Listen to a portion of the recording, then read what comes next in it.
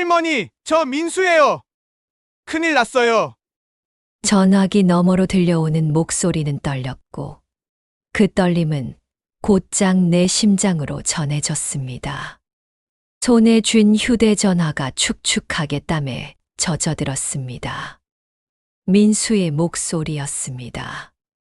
아니, 민수라고 믿었던 그 목소리는 캄보디아에서 온다고 했습니다. 민수가 캄보디아에? 언제 갔다고? 하지만 의심보다 걱정이 앞섰습니다. 수화기 너머의 그는 사기 사건에 휘말렸다고 5천만 원만 있으면 풀려날 수 있다고 울먹였습니다. 내 손은 이미 통장을 꺼내고 있었습니다. 평생 모은 돈이었습니다.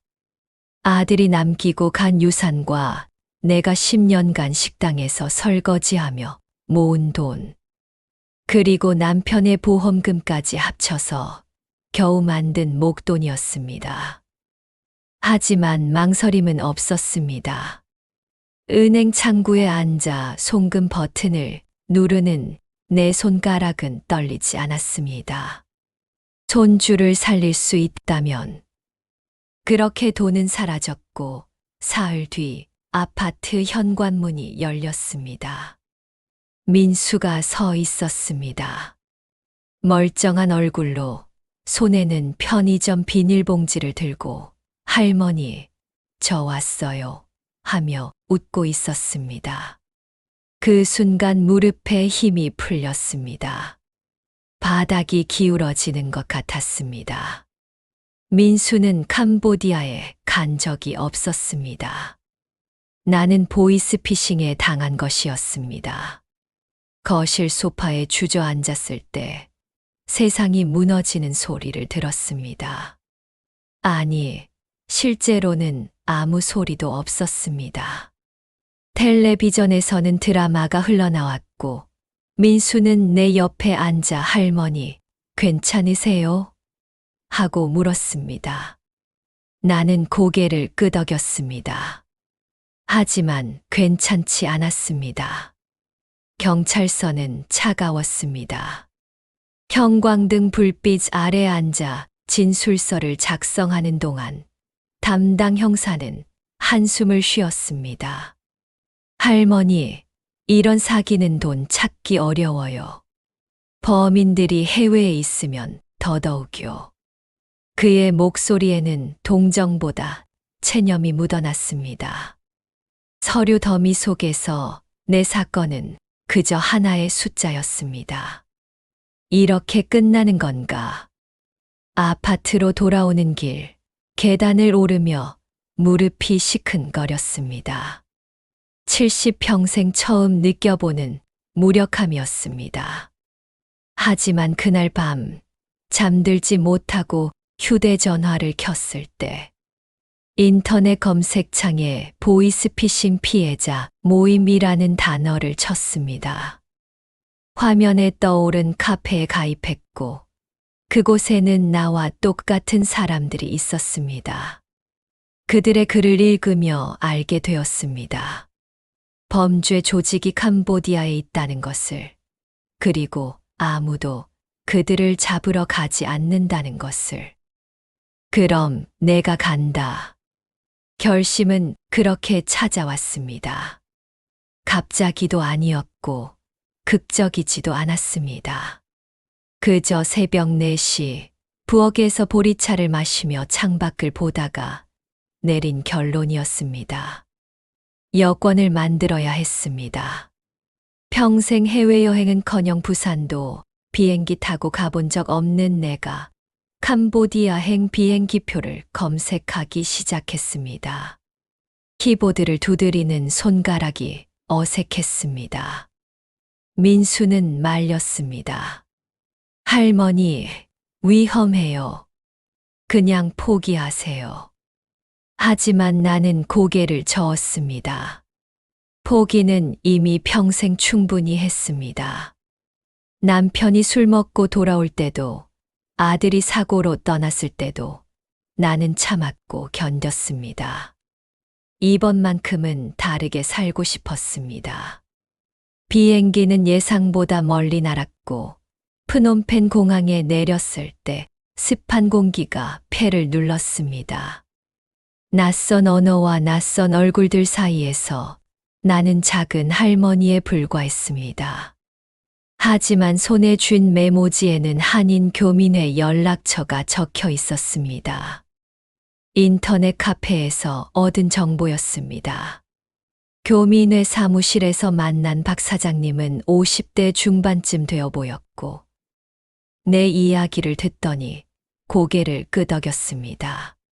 그 건물 알아요. 외곽에 있어요. 관광객들은 절대 안 가는 곳이죠. 그는 지도에 동그라미를 그려주었습니다. 손가락으로 짚은 위치는 도심에서 한참 떨어진 곳이었습니다. 거기 가면 뭘 할 수 있을까? 계획 같은 건 없었습니다. 그냥 가서 소리를 지르거나 문을 두드리거나 아니면 그냥 서 있을 생각이었습니다. 관광객인 척 그 건물 앞을 오가며 사진을 찍었습니다. 3층짜리 낡은 건물이었고 창문마다 커튼이 쳐져 있었습니다. 입구에는 경비원처럼 보이는 남자가 담배를 피우고 있었습니다. 사흘째 되던 날, 건물 옆문이 열렸습니다. 젊은 한국 남자가 나왔습니다. 25쯤 되어 보이는 그는 두리번거리며 걸었고, 그의 얼굴에는 겁이 서려 있었습니다. 저 사람이다. 본능이 속삭였습니다. 나는 그를 따라갔습니다. 골목을 2개 지나 좁은 시장 앞에 이르렀을 때 그를 불러 세웠습니다. 잠깐만요. 남자는 돌아보며 움찔했습니다. 할머니, 절 아세요? 그의 목소리는 떨렸습니다. 나는 한 발 다가서며 물었습니다. 너 보이스피싱 조직 사람이지? 남자의 얼굴이 하얗게 질렸습니다. 그는 고개를 저으며 뒷걸음질 쳤습니다. 아니에요, 저도 속았어요. 그리고는 울먹이기 시작했습니다. 아르바이트 한다고 해서 왔는데 여긴 감옥이에요. 도망치려다 걸리면 죽을 수도 있어요. 그의 눈빛을 보니 알 수 있었습니다. 거짓말이 아니라는 것을. 나는 그의 팔을 잡았습니다. 같이 가자. 경찰서 갈 거야. 남자는 고개를 저었습니다. 안 돼요. 그러다 할머니까지 위험해져요. 하지만 나는 놓지 않았습니다. 이제 돌아갈 수 없어. 그날 밤 숙소로 돌아와 한국 대사관에 전화를 걸었습니다. 그리고 현지 경찰서 번호도 알아냈습니다. 통역을 부탁할 교민도 섭외했습니다. 다음 날 아침, 나는 그 남자와 함께 건물 앞에 섰습니다. 입구로 들어서며 심장이 두근거렸습니다. 1층 사무실에는 서너 명의 남자들이 컴퓨터 앞에 앉아 있었습니다. 내가 문을 열고 들어서자 그들은 일제히 고개를 들었습니다. 내 돈 돌려줘. 내 목소리는 생각보다 컸습니다. 남자들은 잠시 멍하니 나를 바라보다가 이내 비웃기 시작했습니다. 한 남자가 의자를 뒤로 젖히며 일어섰습니다. 30대 초반쯤 되어 보이는 그는 리더처럼 보였습니다. 할머니, 여기가 어딘 줄 알고 왔어. 그의 목소리에는 위협이 섞여 있었습니다. 하지만 나는 물러서지 않았습니다. 내 돈 5천만 원. 당장 돌려줘. 남자는 비웃었습니다. 할머니, 정신 차려. 여긴 한국 아니야. 그 순간 밖에서 사이렌 소리가 들렸습니다. 경찰차 2대가 건물 앞에 멈춰 섰고 제복을 입은 경찰관들이 뛰어 들어왔습니다. 나는 미리 신고를 해뒀던 것입니다. 대사관 직원도 함께 왔습니다. 남자들의 얼굴이 굳어졌습니다. 리더 경 남자가 나를 노려봤지만 이미 경찰들이 그들을 에워쌌습니다. 수갑이 채워지는 소리가 들렸습니다. 그 순간 묘한 감정이 밀려왔습니다. 후련함도 있었고 동시에 허탈함도 있었습니다. 이제 끝인가? 하지만 끝이 아니었습니다. 한국으로 돌아온 지 일주일 뒤 텔레비전 뉴스에서 캄보디아 보이스피싱 조직 검거라는 보도가 나왔습니다. 화면에는 체포된 조직원들의 얼굴이 모자이크 처리되어 나왔고 하단에 명단이 흘러갔습니다. 그리고 그곳에서 나는 한 이름을 발견했습니다. 김민수. 리모컨이 손에서 떨어졌습니다. 숨이 막혔습니다. 화면 속 모자이크된 얼굴 중 하나가 우리 민수처럼 보였습니다. 아니길 바랐습니다. 하지만 자막은 분명했습니다. 김민수, 25세, 조직 가담 혐의. 설마. 손이 떨려 휴대전화를 제대로 잡을 수 없었습니다. 민수에게 전화를 걸었지만 받지 않았습니다. 1번, 2번, 3번. 신호음만 길게 울렸습니다. 나는 신발을 신고 밖으로 뛰쳐나갔습니다. 경찰서까지 택시를 탔고 차 안에서 손을 꽉 쥐었습니다. 경찰서 민원실 앞에서 담당 형사를 만났습니다. 김민수라는 사람. 그게 우리 손주예요. 형사는 고개를 끄덕이며 서류를 펼쳐 보였습니다. 맞습니다. 현재 구속 상태고요. 조만간 송환될 예정입니다. 세상이 무너지는 소리가 다시 들렸습니다. 이번에는 정말로 무너지는 것 같았습니다. 복도 벤치에 주저앉아 한참을 그대로 있었습니다. 형사가 물 한 컵을 건네주었지만 목으로 넘어가지 않았습니다. 내가 잡은 거야. 며칠 뒤 민수가 한국으로 송환되었습니다. 유치장 면회실은 차갑고 좁았습니다. 투명한 아크릴 너머로 민수가 앉았습니다. 얼굴은 초췌했고 눈은 충혈되어 있었습니다. 그는 나를 보자마자 고개를 떨구었습니다. 할머니, 미안해요. 그의 목소리는 떨렸습니다. 나는 아무 말도 하지 못했습니다. 민수는 계속 말했습니다. 저 때문에 돈도 잃으시고 캄보디아까지 가시고 정말 죄송해요.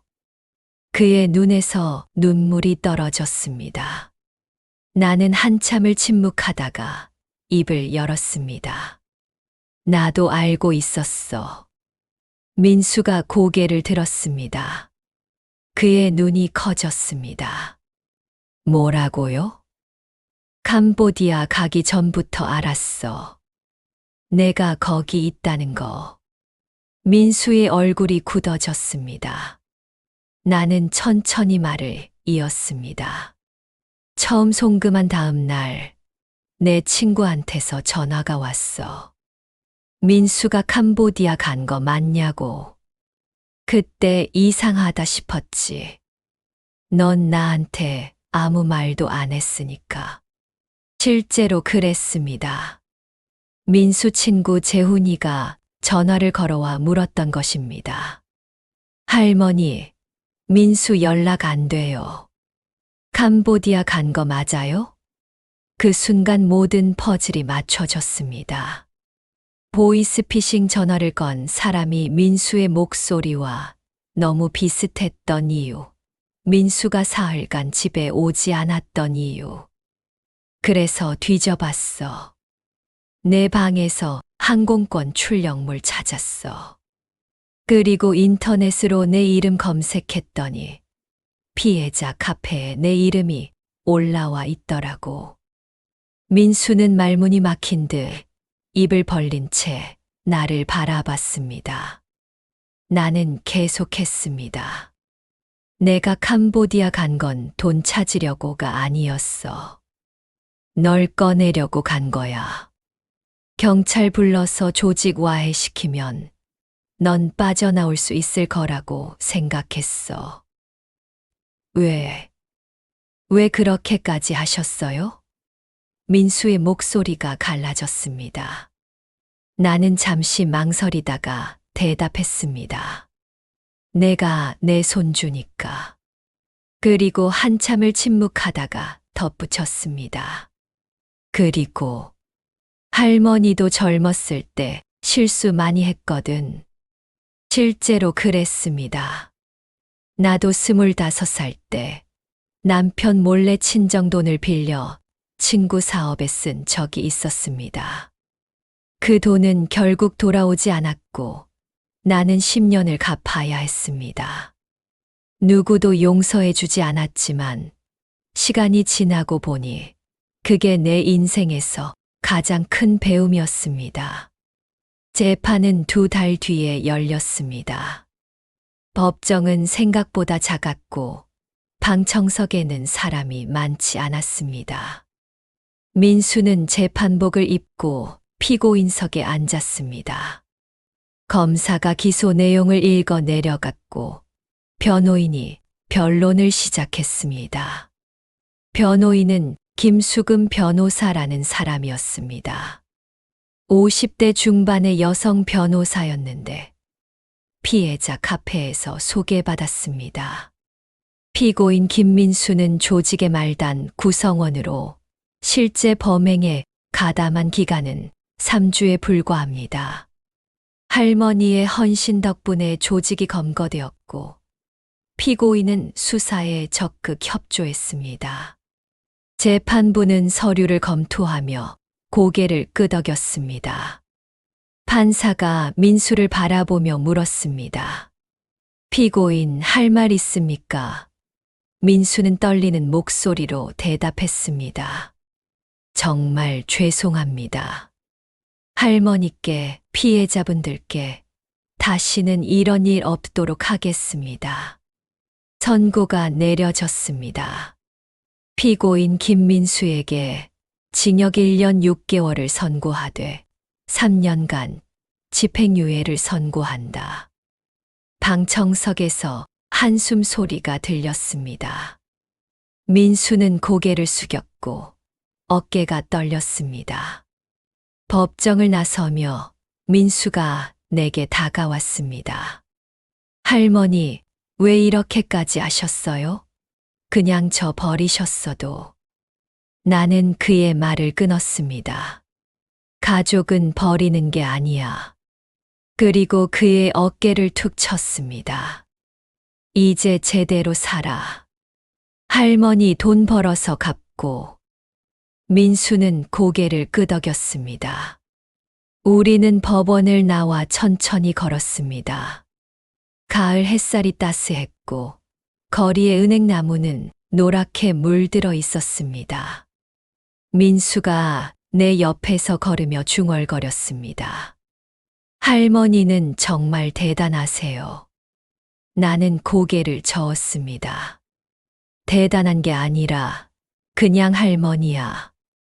집으로 돌아가는 길, 버스 창밖으로 흘러가는 풍경을 바라보며 생각했습니다. 5천만 원은 돌아오지 않았습니다. 민수가 나중에 갚는다고 했지만 아마 오래 걸릴 것입니다.